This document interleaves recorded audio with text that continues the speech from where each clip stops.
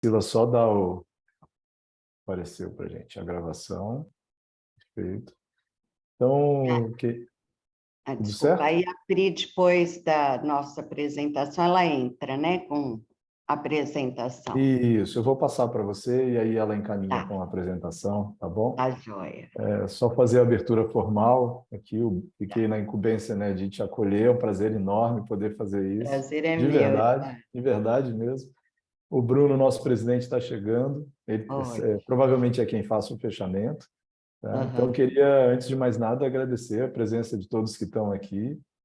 A gente não precisa falar muito, né, da importância que tem discutir os temas que têm sido trazidos dentro de uma pauta sobre saúde, né, de uma maneira geral, sobre relacionamento, sobre todas as questões que envolvem a condição de criar na escola um espaço de paz, né, um espaço de harmonia, porque só através disso é possível desenvolver trabalho pedagógico.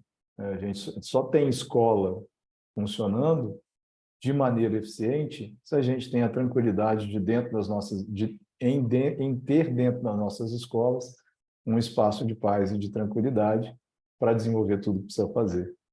Então, com essa breve introdução, eu passo a palavra para você, Jane, para que possa conduzir, com a Priscila e as meninas ajudando, então, na apresentação. Tá?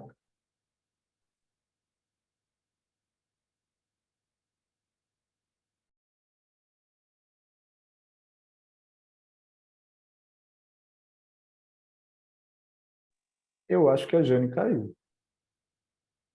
Ah, não. Tem uma usuária. Jane, você escuta? Eu entrei. Ah, Vocês estão ótimo. me... Peraí. Pronto. Legal. Então falava isso, passava, né, a fala para você, só retomando que a gente precisa ter na escola, um espaço de harmonia, um espaço de paz, para conseguir desenvolver tudo que precisa ser desenvolvido. E para falar disso, a gente está falando de gente, né? A gente está falando de comportamento, está falando de tantas coisas que dizem respeito ao nosso cotidiano como sujeitos que interagem, né, e tudo mais. Então, passo a você, agradeço imensamente sua presença também.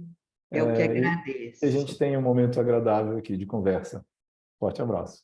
Obrigada, Eduardo. Obrigada ao Cinep pelo convite, né? Pela interlocução.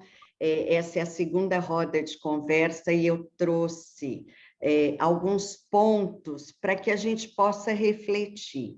Então, o que eu farei desse momento? Eu trago algumas observações para nos direcionarmos, né? Porque eu acho que é um momento assim que a gente precisa ter muito foco. E então eu trago alguns pontos, a gente vai discorrendo e assim a palavra fica aberta a todo momento. Eu acredito que quando a gente fala roda de conversa, ela tem essa interlocução. Esses apontamentos é apenas para nos direcionar, para não deixar com que a gente perca o foco do momento. Eu hoje, mais cedo, conversava com o Cinep, não só com o Cinep, com algumas instituições de educação, e eu penso que o momento atual não é muito diferente de crises que nós já passamos, que o mundo tem passado e nos tocado, né? Eu gosto muito de pensar que quando a gente caminha reconhecendo que temos crises e desordens, né? Pensar desordem muito como tem algo fora da ordem natural. Então, hoje cedo eu falo, a escola está doente. Gente, a humanidade está doente, a sociedade está doente, a escola tem sido o espelho da sociedade. Por que eu quero trazer isso? Porque nós caminhamos com mais clareza. Então, vamos pensar nisso que eu estou colocando para vocês. Alguns estudos recentes. A cada 10 pessoas, 8 estão medicadas. Vamos pensar. 79% dos brasileiros se automedicam diariamente. Crianças e jovens independente de estarem na escola pública ou privada, reclamam de uma solidão.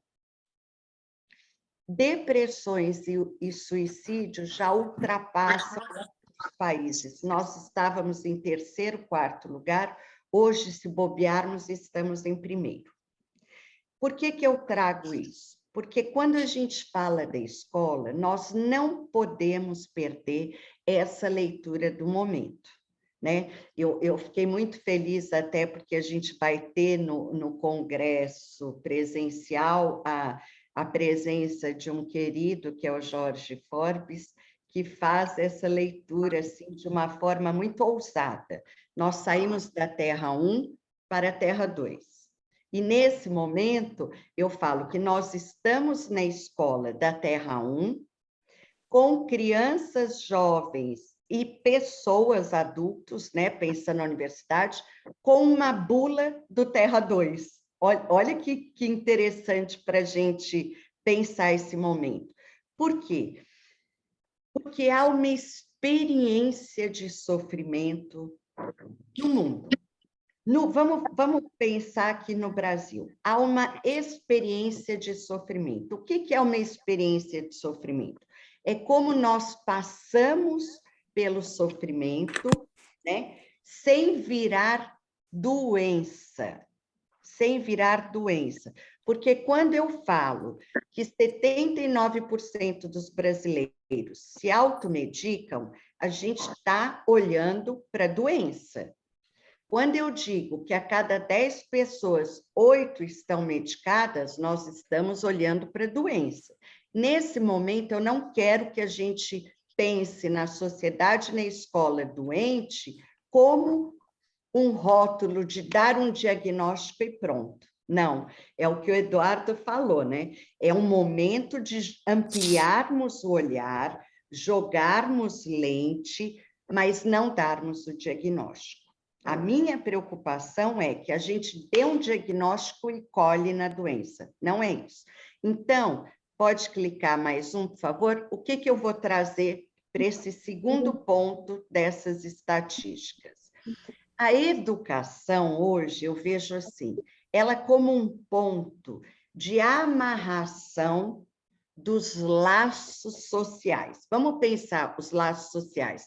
As famílias, aí eu digo as famílias, porque nós não estamos mais falando de um único modelo de família, nós estamos falando de uma diversidade de famílias. É o ponto em que, diante dessas gerações, eu me disponibilizo a observar e escutar as crianças, jovens e adultos, ou seja, a nossa sociedade. O que os sintomas estão nos dizendo? Quais são as famílias que estão percebendo, como nós, escolas, que algo está fora da ordem, em desordem? Quais as nossas atitudes? Então, vamos pensar, a violência hoje, ela é um ato já, ela não é mais um sintoma. A partir do momento que ela vem para o real, ela já se estabeleceu. Então, por isso que eu falo, as atitudes já estão aí. Quais são as respostas? A violência, a depressão, o suicídio, a ideação suicida, que não é tirar a própria vida, mas se livrar do sofrimento. Então, como que a gente está e como que nós somos frente a esse mundo? Aí nós podemos pensar, sim, na saúde mental, mas não na saúde mental num caminho de dar o remédio para que o sintoma suma. Não, é numa saúde mental de encarar essa experiência que nós estamos passando. Clica mais um, por favor. O que é essa vida humana que a gente está dizendo? Ela é um conjunto de experiências. Eu gosto muito de lembrar o conceito de experiência do Michel Foucault, que ele diz assim, a experiência é aquilo que eu transformo em algo vivenciado por mim. Cada um de nós passa pela experiência de dor, pela experiência de alegria, de uma forma diferente. Mas as crianças e jovens, principalmente a primeira infância, as aprendizagens é muito mais por imitação. Então, eu tenho dito muito isso. Essas gerações que a gente fala que serão amanhã os profissionais, hoje, 2023, estão dentro das nossas escolas, estão dentro das nossas famílias. Então, o que é que nós vamos olhar com essa lente ampliada para que a gente possa mudar o percurso? No processo de aprendizagem, tem que ter a incorporação. E olha que interessante que eu trago para refletir. Anotem aí que a gente vai debater. Nós estamos falando de um momento de muitos transtornos de aprendizagem e dificuldades de aprendizagem. O que é isso? A criança recebe informação, conhecimento, experiência, mas ela não incorpora, ela não pega para dizer que é ela. Isso é uma lacuna atual. Eu não incorporo algo, então como é que eu vou colocar para fora? Como é que eu vou devolver numa prova? Como é que eu vou devolver numa entrevista? Como é que eu vou fazer com esse conhecimento uma mudança da minha prática? E aí eu quero avançar mais um pouco, vocês vão entender isso que eu estou falando, que é assim, qual que é a experiência, pode ir, Pri, por favor, qual que é a experiência de sofrimento nesse momento? O modo que nós estamos no mundo. Então, assim, qual que é a primeira parada para a educação, eu vejo? É o momento de tirarmos o pé da compulsão pelo fazer e repensar uma educação narcísica, porque nós estamos numa sociedade narcísica, aonde eu me identifico com a própria imagem, a imagem que eu idealizo, a imagem que eu tenho como herói, a imagem que eu acredito. Então, tira o pé do acelerador. Em que momento que nós apresentamos o mundo para as novas gerações sem mostrar o exercício da alteridade, fazer intervalos, sair desse momento da minha própria imagem e semelhança? Quantos de nós, pais, aí eu estou falando como mãe, quantos de nós, pais, não criamos filhos como nossos pequenos clones, ou seja, para que eles se encarreguem de nos dar e ser tudo que nós não fomos e não tivemos. É quando eu falo de uma educação narcísica, é isso, né? Quer dizer, nós estamos projetando muitas vezes nas crianças e nos jovens algo dos nossos próprios fantasmas. Os pais que não conseguem dizer não, eles estão falando de um próprio fantasma. E eu falo disso como uma experiência que eu tive como mãe, como avó atualmente. Falar não é deparar com mal-estar. Por quê? O que uma criança na primeira infância, quando a gente fala não, ela faz? Primeiro, ela nos seduz, depois ela diz que nos odeia. Olha que interessante, mas o que ela está dizendo quando ela fala? Eu te odeio por isso. Ela está dizendo, nossa, na vida tem o desprazer também. Isso é ruim, né? E aí a gente vai cedendo. A escola, a mesma coisa. Então, nós passamos de décadas, de 70, 80, 90, não podendo frustrar, porque as novas gerações não davam conta.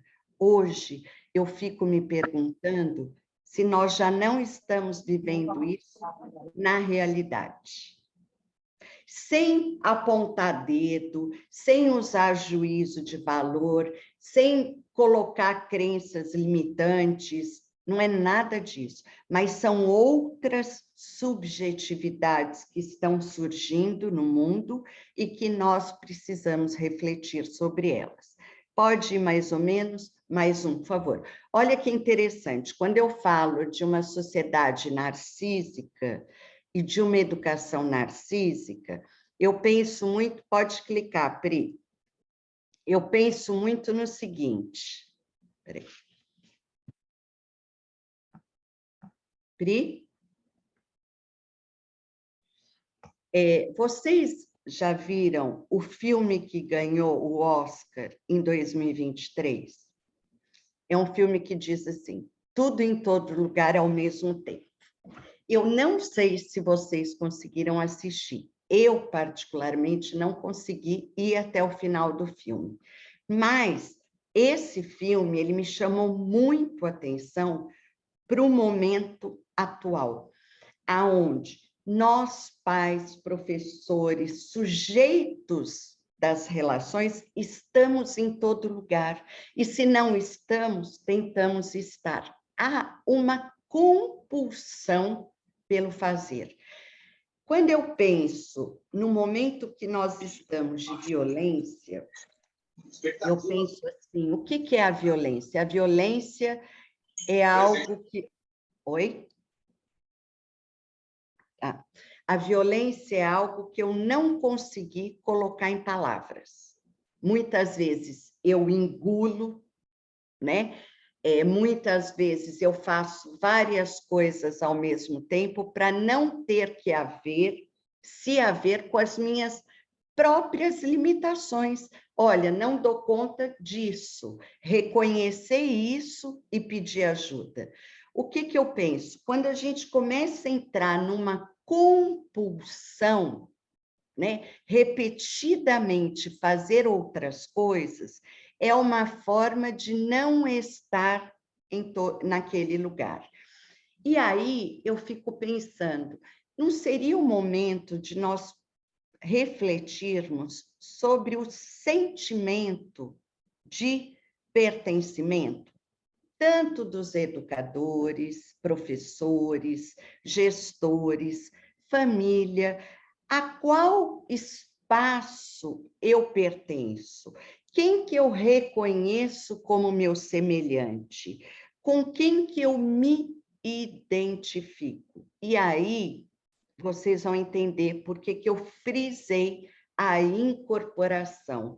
Porque se eu não incorporo uma forma de ser e estar no mundo através dos meus semelhantes, num primeiro momento das famílias, num segundo momento da escola, o que vai acontecer? Eu vou me identificar com heróis, eu vou me identificar com pessoas que matam, com pessoas que brigam, com pessoas que criam caso. Quem são as referências hoje para as nossas crianças e jovens? Por que a violência traz tanto prazer atualmente? Basta a gente ver crianças que amam os filmes de terror, né? Eu não estou trazendo uma questão aqui que isso é isso. Eu estou trazendo questões para que juntos nós possamos refletir, né? Uma sociedade que está medicalizada, uma sociedade em que para tudo tem um diagnóstico, uma sociedade que preparou os seus filhos para que eles sejam felizes, tem algo aí que está fora de ordem e que nós, adultos, precisamos pensar. Eu brinco muito com os pais no consultório, que é assim, quando a criança, o bebezinho, chega na família, o mundo já está girando. O que ele faz? Quem está com bebê ou já lembra do bebê, lembra. Eles olham para os adultos que cuidam para ver como que eles fazem. Aí eles começam aquele processo de imitação, não é? Ou seja, vamos pensar numa mesa onde um jantar está servido. Se nós não sabemos quais os talheres que a gente vai usar quando tem peixes e tudo, o que a gente faz? A gente observa para ver quem sabe que talher ele vai pegar. E aí, o quem é que sabe, nesse momento, falar sobre o que está acontecendo? Mais um, por favor. Então, vamos pensar. Os sintomas da sociedade. Pode ir, Pri. Tudo em todo lugar ao mesmo tempo é um filme que ganhou. Qual é o outro que o ator ganhou? A Baleia. O que o filme A Baleia diz? O tempo inteiro sobre a pulsão de morte. Comer até morrer. Entendem onde que eu quero chegar? O que está nos sinalizando esse momento de tantas compulsões, de tanta banalização da vida, de tanta banalização da escola, da família, das crenças e dos valores que são inegociáveis? Mais um, por favor. E aí eu chego nesse momento em que nós estamos. A gente tem um lugar que a gente quer chegar, vamos pensar essa imagem. Nesse momento, famílias, escolas, segurança pública, saúde estão no deserto, né? A gente está num deserto, é aquele que a gente não tem resposta e que a gente é testado em tudo. Não foi assim quando a gente lê a Bíblia onde Jesus é testado? Onde que é? Não é no deserto? Na travessia do deserto, onde não tem água, não tem comida. O nosso deserto, nesse momento, não temos respostas. Não sabemos o que fazer. Mas é o momento de colocar uma lente de aumento sobre as questões universais. O que nos torna humano? É a relação com outro humano. Ah, então você está querendo dizer que as máquinas vão nos substituir? Jamais. Porque o que nos torna humanos é a nossa experiência de humanidade. O que eu estou querendo dizer é que a máquina está a nosso favor, ela não pode estar contra a gente. E aí, enquanto a gente fala de crianças e jovens, nós estamos falando de mediação. Mediação. Quem é o adulto das relações que vai mediar esse momento de deserto? Mais um, por favor. Aí é muito interessante porque eu trago para vocês essa frase. Nós achamos que a coragem é a ausência de medo, mas, na verdade, a coragem é atravessar esse momento de medo. Juntos, olhando para o lado, nos reposicionando nesse lugar de adultos e compartilhar as nossas experiências, porque ninguém aqui está sozinho. Nós estamos juntos, em busca de um projeto de inovação que se chama humanização. Nada mais do que isso. Pegar a bússola de volta e nos perguntarmos, deixa eu ver o que é negociável e o que é inegociável. Esse momento é inegociável que a gente tenha segurança na porta das escolas. É inegociável que as famílias voltem a amparar os seus filhos, a olhar o que eles estão vendo, o que eles estão comendo, o que eles estão levando. É inegociável. É o momento em que todos nós temos que nos dar as mãos e parar de apontar culpados. Não tem uma única resposta para uma pluralidade de eventos que nós estamos vivendo. Não tem. Então, mais um, por favor. E aí eu trago para a nossa reflexão o que é esse medo que tem assolado todos nós. Primeiro, um sentimento de fracasso, mas nós não fracassamos.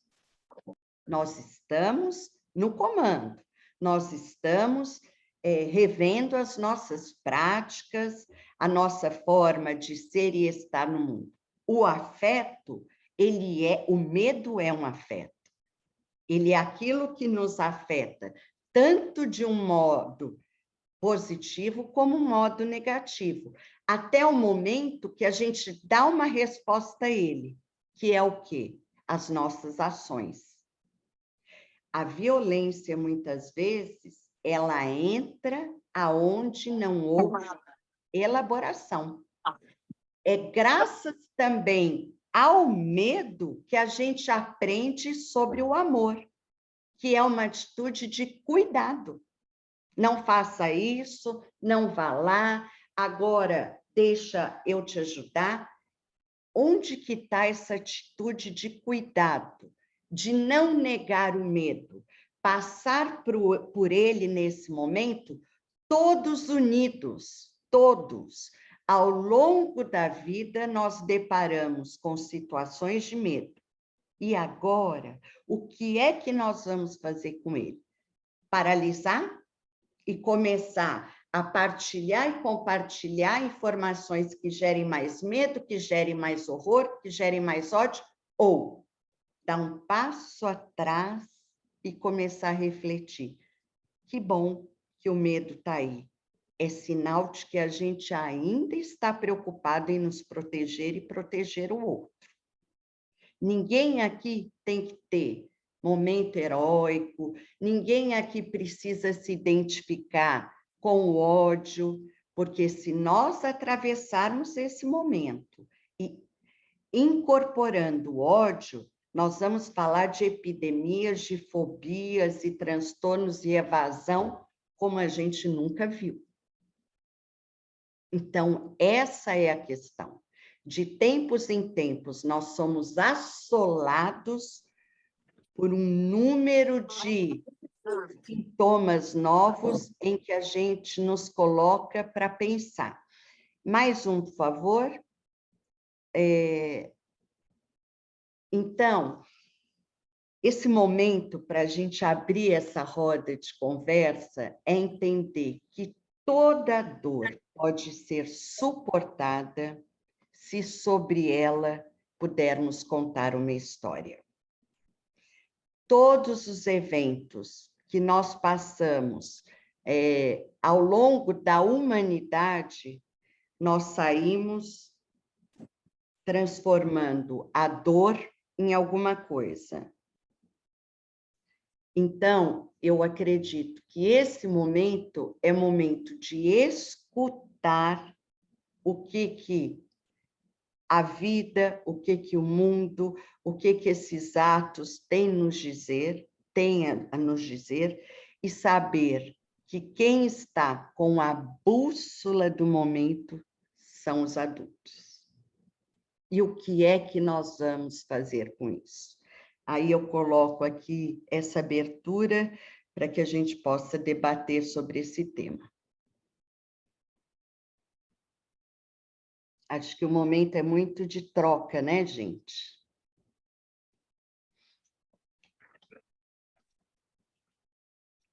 E aí? Desculpa já entrar falando, nem levantei a mão. Eu estou processando, sabe, Jane? Todos nós. As ideias, o momento, que a gente vai lembrando de coisas que vão acontecendo dentro da escola. Eu estou dentro da escola agora, nesse momento. A gente está a algumas horas do início de um dia mais tenso, né, que é o dia de amanhã, por conta de todo esse movimento de internet.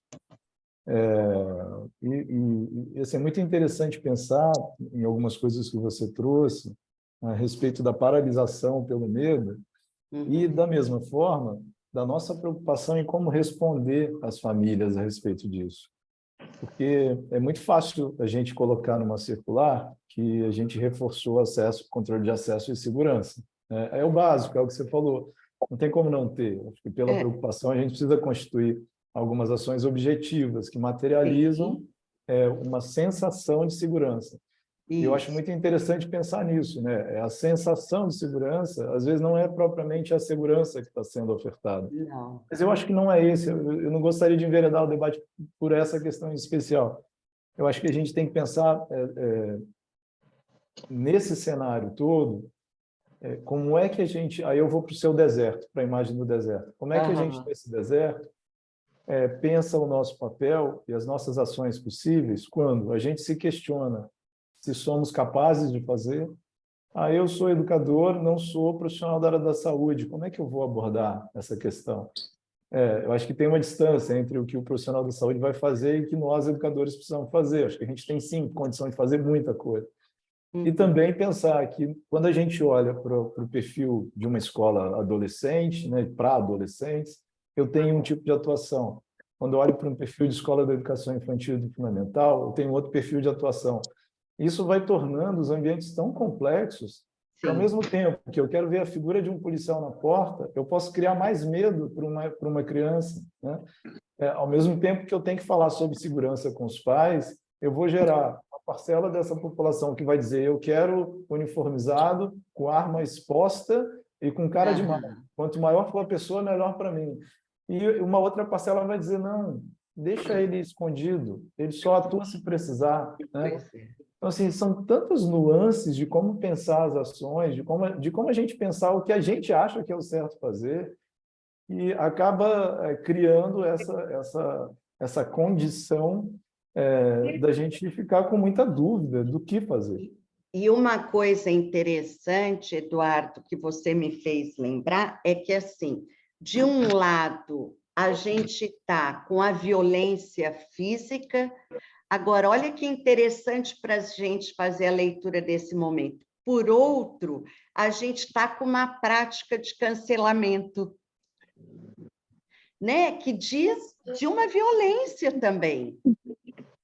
Então, assim, será que não é quando você diz assim, eu pego uma escola da educação infantil e uma de adolescente, elas são completamente diferentes, porque a gente está mesmo no momento dessas adversidades, aonde talvez a gente tenha perdido um pouco o que é negociável e o que não é. Porque a palmatória, ela foi tirada, mas eu fico pensando, isso a médio e longo prazo, se a gente não criou também práticas de cancelamento no dia a dia da escola, sabe? Através de provas, não que não tenha que existir, não é isso. Mas eu acho que o momento é de refletir, escola e família, segurança pública e saúde. Então, por exemplo, uma família que hoje me diz: meu filho fica no quarto, pelo menos ele está seguro, eu falo: opa, opa, opa, não, né? Se você tem crianças, se você tem jovens, de onde que surgiu essa ideia de que eles têm que ter autonomia se eles ainda não construíram isso? Se eles têm que ter privacidade, se eles ainda não aprenderam a diferença entre público e privado? Entre bater ou cancelar? Né? Então, é um momento em que a sociedade precisa se unir, parar de apontar dedo e se implicar. Né? Eu volto naquela frase que eu gosto. Qual é a sua parte no caos que está instalado? Ponto. Né? Não é isso ou aquilo. Eu acho que o momento agora é, peraí, vamos escutar o que os atos estão nos falando. Não só o ato de violência física, mas o ato de cancelar aquele que pensa diferente de mim, né? Porque a gente já está vendo na real, né? Elimina. E principalmente numa questão que eu trago aqui para a gente desenvolver, que é a falta de sentido frente à vida. Porque a gente está falando de gerações que não veem sentido, e muitas vezes o sentido deles está num único momento heróico, em que ele ganha a fama que ele quer por 5, 10 minutos. Isso sim nós temos que nos debruçar. Nós passamos pelo fenômeno da baleia azul, da Momo, dos desafios. Então, gente, não é dizer que a doença chegou. Nós já tivemos febrícula, febre, incômodos. Agora instalou. O Clóvis levantou a mão. Clóvis, né? Fica à vontade para participar. Olá, boa tarde a todos, tudo bem? Olá, Clóvis. Eu sou pai, não sou educador, mas compartilho Ah, um como pouco que não? da dor de vocês aí. E assim, eu vejo que hoje o desafio que a gente tem, né, olhando até para esse cenário que vocês estão comentando em relação ao histórico que vem familiar e tudo mais, eu acredito que o desafio que a gente tem não é claro, a preocupação sim com os adolescentes, né, e crianças que estão partindo desse pressuposto de machucar e querer filme de terror e tudo mais. É, mas a questão dos pais, né, estarem, a educação que a gente tem que passar para os pais é o que mais me preocupa em relação a isso, porque a gente levanta um debate, a gente levanta questões dentro da escola, da minha filha, por exemplo, e a participação dos pais é muito baixa. A gente vê que não tem interesse dos pais, sabe, em estar realmente participando e em estar ali disposto a mudar esse cenário, né? E aí a minha pergunta para vocês é como que a gente pode estar tentando ajudar de forma com que os pais trabalhem de forma mais efetiva, para que a gente tenha aí um sucesso nesse combate.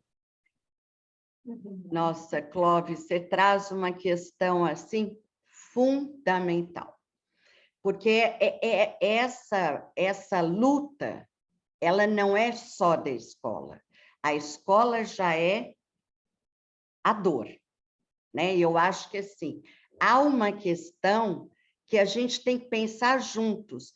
Onde que essa família está que não está lado a lado com a escola? Nem na frente, nem atrás. Lado a lado. Eu acompanho a luta da educação para trazer os pais para tudo aquilo que a gente oferece. É ou não é? É sempre. Eu acho muito interessante quando a gente chega num debate na escola ou alguma coisa, a primeira coisa que os pais que estão lá nos dizem, quem deveria estar aqui não está. Né? E isso é uma coisa que diz do que a gente está vivendo. Eu não estou dizendo, gente, que isso é porque a família está ausente, pelo amor de Deus, não é isso. Não é isso que eu estou falando. Eu estou dizendo que há algum ruído que ambos não estão escutando. Algum ruído. Que o que a gente está fazendo aqui é exatamente isso. Pensar juntos, lado a lado.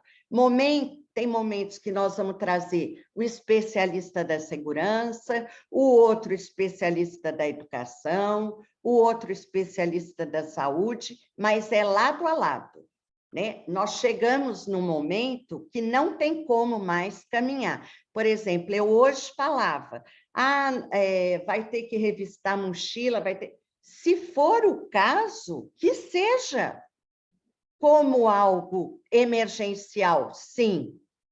Não é o que a gente quer, é o que o Eduardo falou. Nós não gostaríamos de ter uma pessoa fardada. Por quê? Porque é uma exposição para o outro, para nós, porque a gente sabe que a segurança está ali, mas, por outro lado, há algo que diz dos nossos ruídos. Uma sociedade todinha na mão de meia dúzia de pessoas. Porque é isso, gente. É o que está acontecendo mais uma vez. Né? Eu não estava aqui, mas meus avós, bisavós, tataravós viveram o Holocausto, viveram o avião, que era para diminuir as distâncias e, de repente, foi usado para a humanidade.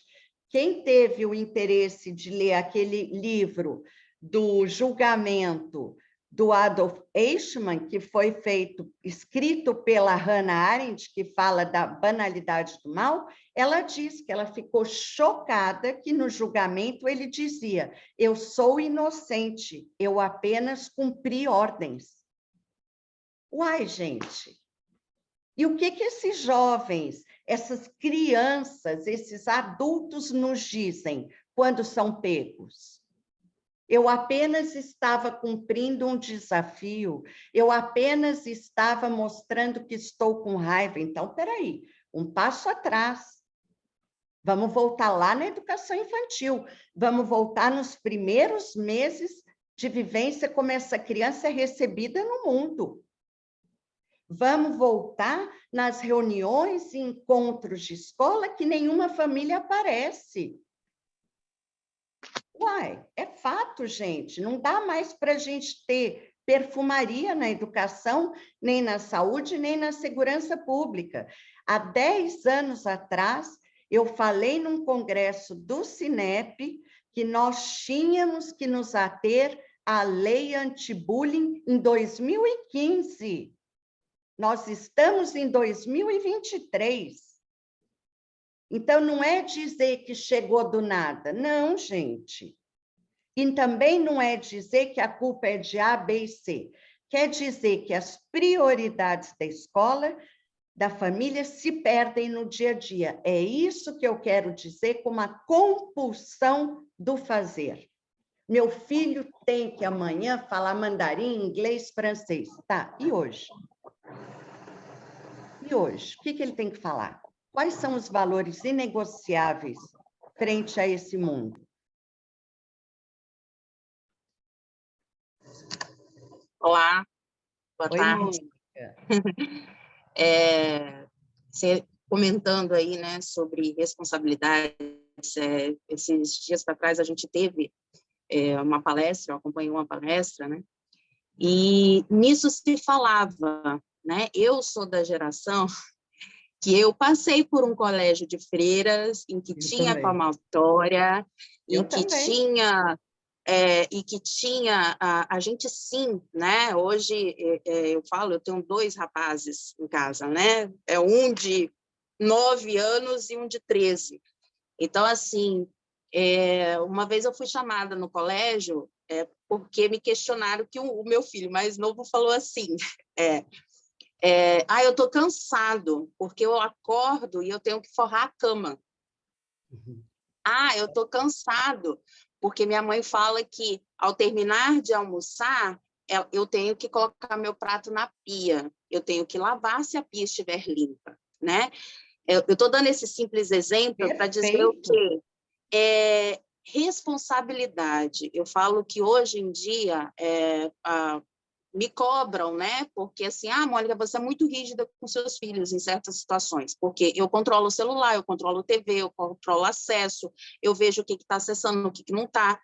Por quê? Criança tem que ser criança, né? E hoje a gente transforma as crianças num adulto muito rápido, né? Sem dar base. Sem dar a base, né? Quando eu falo assim com ele, mãe, mas eu quero jogar esse jogo porque meu irmão joga, tá? Seu irmão tem 13 anos, está jogando uma função para ele. Você tem 9, fez 9 agora, né? Então, assim, você tem que jogar o que é propício para você. Tudo tem o seu tempo, né? E quando a gente fala disso, de responsabilidade de família, né? Eu falo porque eu tenho um que é difícil, que tem a personalidade forte, cada criança tem a sua personalidade, cada pai tem a sua personalidade, né? E eu vejo que é muito aberto. Eu falo que a liberdade e tudo em excesso, né? Ser rígido em excesso é problema. Né? Tudo em excesso é problema, qualquer coisa em excesso é problema. Então, é a geração da liberdade, a geração do conhecimento, é tudo muito rápido, é tudo muito fácil.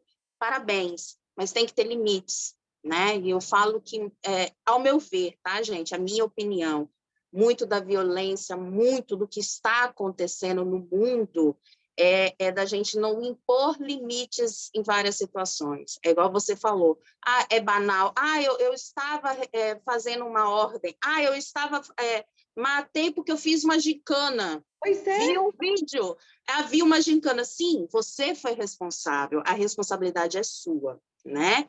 Então, eu acho assim, né? Eu fui criada, o meu pai não tinha estudo, né? Mas ele sempre falou, existe o certo e o errado. Tudo vai ter uma consequência.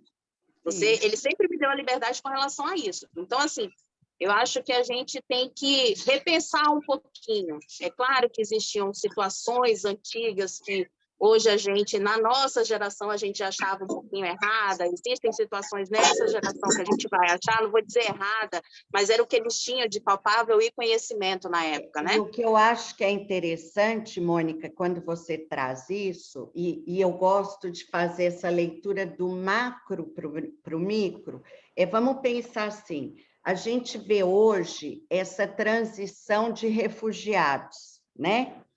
Já nos sinaliza algo. Por outro lado, eu tenho me perguntado muito de alguns meses para cá, se a situação dos nossos filhos e alunos está muito diferente dos refugiados. Só que eles estão refugiados nas telas. Porque, gente, é fato. É fato, não é demonizar as tecnologias, muito pelo contrário, mas é fato que em 2 anos de pandemia nós avançamos 10 sem ter estrutura para isso. A gente tem que entender que quem está atrás da tecnologia não são cabeças como a nossa. Não são, senão estava tudo certo. São pessoas que querem plantar aquilo que às vezes a gente não tenta, né? Por que ela fisga tão rápido as crianças, jovens e adultos? Porque é algo da ilusão, né? A gente já tem conhecimento, vocês sabem melhor do que eu, o Cinep está aí anos à frente do que eu tenho pesquisado. A gente sabe que hoje tem olheiros em todos os jogos online para ler as vulnerabilidades daquelas crianças e jovens e redirecioná-las para outros chats que ela se sinta amparada, acolhida, cuidada.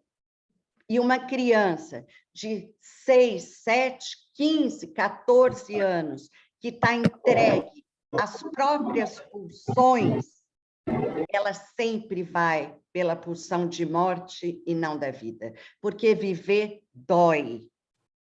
Viver dói, gente. Batalhar pela própria vida dói. Estudar dói. Então, seria o quê? Uma geração criada só no princípio do prazer? É interessante, eu também sou pai, né, de 2 meninas, de 7 e de 9. E sou educador por osmose, né? Vindo aí de mãe para filho. E é interessante quando a gente pensa na questão do medo, da frustração. Já te passo, Cecília, eu prometo que eu vou falar pouco. Não. Às vezes em casa a gente tem uma situação, eu achei uma muito bacana, que minha filha chegou e falou assim, eu estou muito entediada. Eu falei, que bom, que bom que você está entediada. Isso faz parte da vida, né? Da mesma forma quando se frustra, né? E tudo mais. E a gente, na escola, discute muito isso. O quanto que a gente está desenvolvendo experiências de frustração, de tédio, de condições onde não é só a busca por uma aula, que seja aquela aula que a todo momento seduza e engaja o aluno pelo prazer, porque vai ter momento que não é. Eu acho que tem um desafio pedagógico, né, por conta de um currículo enorme, mas tem um desafio talvez ainda maior por conta de tudo que a gente está vivendo, que é o que vai além do acadêmico, né, pedagógico, que é o que a gente começou a falar aqui sobre as relações. O quanto de tempo de currículo a gente está desenvolvendo para as relações? Eu achei ótimo uma analogia que eu não me lembro quem falou num congresso, numa palestra online, remota, presencial, não sei, que falava assim, antigamente, o aluno até tantos anos de idade tinha um currículo de tantas 1000 horas de rua. Ele aprendeu na rua, né, nas brincadeiras com amigos, na casa do amigo, na rua. E a gente está... Esse currículo da rua no sentido da brincadeira, da rua como espaço de brincadeira, ele diminuiu muito. Ele foi para o condomínio, para o clube, mas ele diminuiu muito. Quanto que a gente consegue desenvolver nas escolas, né? Como que a gente consegue criar condições dessas experiências que eles não estão tendo em quantidade e estão tendo no mundo virtual, né? E é uma analogia completamente diferente, porque a entrega do prazer no mundo... Né? E é muito interessante, Eduardo, você tocou num ponto, já te passo, Cecília, que você fala de um voo amplo. Clube, família, grupo, geralmente são os nossos pares ou quem pensa como a gente. A grande questão são as adversidades que era contemplada na rua. Né? No vizinho, no menino do final da rua, no outro aqui. A grande questão que eu penso é aonde que a diversidade, a diferença, a subjetividade estão entrando. Porque, a princípio, a política de cancelamento também é uma forma de ódio. Né? Então, fica aí mais uma questão para a gente levantar. Opa, bom, boa tarde Boa a tarde. todos. Jane, obrigada pela sua apresentação, muito bacana, achei muito interessante o trajeto que você foi fazendo, né? E tocou em pontos, acho que são super importantes. Eu acho que hoje a gente deve estar com uma presença super importante em quase 60 pessoas e devem ter muitas escolas, né? Certamente diretores e tal. Quando eu penso em escola, eu penso de dentro da escola, né? Meio como o Eduardo, né? Minha cabeça está lá dentro da escola. E eu fico pensando que esse é um momento de muito desafio, que tem uma série de questões para conversar, né? Você tocou, por exemplo, na questão das medicalizações, né? O quanto que as próprias, fazendo uma meia-culpa para dentro das escolas, né? O quanto que a gente, de dentro das escolas, muitas vezes não está aumentando mesmo essa medicalização, até pedindo essa medicalização, porque a gente não sabe o que fazer, né? E o quanto que é importante o que você traz, as consequências disso, porque a gente não está tratando da causa, a gente não está tratando do sofrimento dessa criança, a gente está aplacando dele de alguma maneira. E o sofrimento continua e a conta vai chegar em algum momento. Às vezes vai chegar lá na adolescência, exato, mas o aluno que está conosco, que a gente recebe lá na infância, a gente acha que a solução é a medicalização, às vezes a conta aparece lá na adolescência, né? Então, são desafios, não quer dizer que seja fácil, né? Não estou dizendo que eu sei fazer, nem que é fácil. Eu estou dizendo que a gente precisa, talvez, aprender a lidar com a complexidade como ela está colocada hoje no contemporâneo, né? É diferente lidar com as crianças são outras crianças, não são as crianças que fomos nós, né? E a gente vai precisar ir lidando com essas diferenças, não buscando a medicalização, acho que isso é um ponto importante, porque talvez isso nos faça conhecer um pouco mais nossos alunos, né? Isso é um ponto que eu queria fazer como observação. A outra coisa, a questão que você fala do cancelamento, né? A gente está num momento muito difícil porque todos nós estamos submetidos a essa polarização, inclusive no Brasil. Sim. Isso é uma política de cancelamento. Nós estamos com muita dificuldade de conviver com o diferente. Isso é um problema do mundo hoje contemporâneo, né? O diferente a gente quer eliminar. E isso está posto. E se a gente não trabalhar isso dentro das escolas, desde pequenininho, o papel da escola está furado, porque a escola não está aí só para trabalhar conhecimentos, ela forma pessoas. Será que as escolas estão com clareza disso? Será que as pessoas estão com clareza dessa função de o que é formar, né? E aí, para completar, eu também não ficar falando demais, assim, eu acho que talvez seja um momento importante, assim, que a gente teria, ao menos falando da comunidade escolar, a gente tem 3 focos aí importantes, né?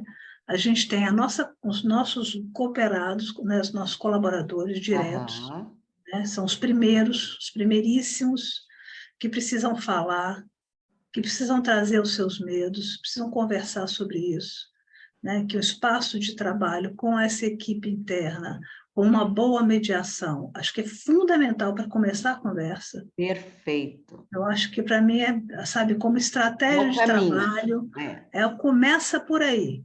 Começa por aí, mas abre espaço para esse pessoal falar, porque se os gestores estão com receio, vocês imaginem como é que estão os nossos professores, os nossos auxiliares, as pessoas que estão lá na ponta, o porteiro, né? Então, onde é que as pessoas... e os jovens também. Sim, eu começo com a equipe, por isso que eu acho que nós temos 3 focos. Eu começo com a equipe, porque se a gente trabalha essa equipe, ela vai ter porosidade para receber a angústia das crianças. e das famílias. Então, acho que primeiro tem um trabalho com essas famílias, né? com a família da escola, né? Com esses profissionais de dentro da escola, com espaço para trabalhar, com alguma regularidade, para conversar sobre isso, para buscar, né, pessoas que possam ajudar numa mediação nesse sentido. A gente tem um trabalho importante com as famílias também estão com essas questões. E aí, quem vier, gente, quem vier contamina. Começa por alguém, queixa, né? Com quem não vem, não tem problema. Com quem vier, mesma coisa. Não é para dar palestra no sentido de ficar falando. Como a gente faz aqui, abre espaço para as pessoas falarem.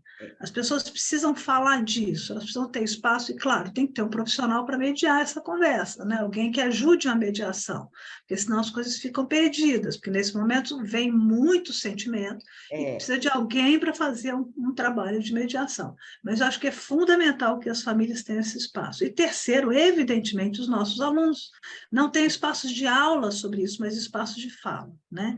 E aí, para completar, né, eu acho que a gente está num tempo em que a gente acha que não pode frustrar as crianças, resultados de algumas décadas que a gente vivenciou, e que não possa se falar de violência, de ódio com crianças. A gente precisa falar disso, porque elas vivenciam isso e elas nascem com isso. Eu não vou entrar nesse detalhe, você sabe tanto quanto eu, pelo campo da psicanálise, o quanto que o ódio é constitutivo do ser humano, a agressividade. Você precisa, porque sabe o que você faz com isso. Então, as crianças já sabem disso, não é segredo para ninguém. Mas você precisa conversar com elas sobre isso, dar espaço de diálogos para elas, né? E então, desculpa a minha intromissão, mas eu queria Cecília, pensar na parte da sua fala. Você traz pontos fundamentais. A medicalização. Nós não temos estudos longitudinais que acompanhem as crianças que foram medicadas na primeira infância e hoje estão na juventude, na vida adulta, desencadeando coisas que a gente não sabe. Aí você toca num ponto que é preciso olhar para isso. Segunda coisa, espaço de fala. Eu venho de uma educação que o ódio era pecado. Odiar é pecado. Raiva é pecado. E nós nos constituímos no amor e no ódio, né? Então, falar disso. Essa semana eu fiz uma roda com adolescentes sobre bullying e eu fiquei impressionada. No final da nossa roda, a maioria estava chorando. Eles estão sufocados com essa busca de padrões e ideais. E muitas falas dele, quando você fala espaço de fala, isso chega a me doer, porque eles dizem assim, o adulto está ali, né? Lógico que a gente não vai jogar pedra, mas a gente tem que escutar o que eles estão falando. E, dependendo do aluno, ele não se posiciona. Dependendo da afinidade que o professor tem com determinado jovem, ele dá risada. Então, a nossa violência, ela está sendo praticada por nós mesmos. Porque, gente, vamos pensar, o que faz crianças e jovens retornar na escola para fazer um ato desse? Tudo bem, não vou falar desse último caso de Blumenau, porque ele parece que está completamente à margem do perfil, mas eles voltam na escola. Isso é muito importante, né? Por que volta na escola? Né? Que espaço é esse da escola? E que espaço é esse da escola nesse tempo? Né? Porque a escola continua sendo um espaço de muita... Eu costumo dizer que a escola, a educação anda em passos de tartaruga, né? O mundo mudou tanto e a escola continua muito parecida com a escola do século XIX. E é muito interessante que na primeira roda de conversa que nós fizemos aqui, no final a gente falou da escola como lugar de formação de pessoas. O currículo é o caminho, mas o currículo é o sujeito que está vivo ali, aprendendo que ele está ali, não para passar de ano é consequência. Entendem? É isso que eu acho que a gente cabe. E quando Cecília traz a questão, e Eduardo também, da formação, o que nós estamos entendendo, pais, professores, segurança, como formação. Formar a ação daquele sujeito. Né? É no dia a dia, no emprestar o brinquedo. Eu tenho pensado muito, sabe, gente, na questão da incorporação enquanto valor. Né? Há uma falha aí. Há uma falha nesses modelos oferecidos. E quando eu falo há uma falha, eu digo de mim também. Sabe? Eu não estou jogando pedra, você não sabe, não, eu sei. Né? Porque a partir do momento que eu não uso a minha história para escrever uma outra história, já que ela vem baseada na dor, eu não estou aprendendo com a dor. Se a gente começar a maquiar o momento com paz, a paz é consequência, gente. A paz tem que ser trabalhada desde que eu dou o primeiro grito no mundo, no primeiro ambiente. Uma criança que vive violência, ela entende que a violência é amor. A paz está no desrespeito diário, em que a gente ficou anos discutindo tolerância. Nós temos que tolerar o que é diferente da gente. Não, nós temos que respeitar. Ô, Jane, a gente está caminhando quase para o fechamento. A Marcela levantou a mão, vou passar para ela, para depois a gente encaminhar aqui. Tá, Marcela? Tá bom. Fica à vontade, pode falar. Ei, boa tarde, pessoal. Boa Eu tarde. também, eu não sou educadora, né? Eu sou mãe do Arthur, primeiro ano, 6 aninhos. Eu tenho uma dúvida, assim, eu e meu marido, a gente tem alguns pensamentos diferentes sobre como preparar o Arthur para o bullying na escola. Então, a gente fica entre ensinar que sempre tem que fazer o bem, que não pode bater no coleguinha, que a gente não deve se rebelar contra o outro coleguinha que bateu em você. E, às vezes, o pai fala assim, a gente tinha que ensinar era ele dar uma porrada de volta no menino para se defender, né? E aí, isso é uma coisa que a gente sempre discute aqui, né? Porque uma coisa é ele aprender a se defender, outra coisa é ele aprender a atacar. Então, assim, qual que é a orientação Seu marido está aí? Não tá trabalhando fora de casa hoje. Tá. Então, é um pedido de Marcelo, ajuda, orientação. Desculpa. Eu nunca vou pelo caminho da violência. Eu acho que quando a violência entra, a palavra já não cabe mais. Né? Então, assim, mas aí ele vai ser massacrado. Não, ele vai sempre ser orientado a falar, a verbalizar, a dar nome para o que ele está sentindo. É isso que eu falo que há uma falha, né? Porque a partir do momento que eu falo para a criança, você vai enfiar a mão nele para se defender, vamos pensar, uma criança que bate, ela está no mundo só ela e o outro? Cadê o mediador, o adulto? Porque é isso. No recreio tem um mediador, no clube tem, ou deveria ter.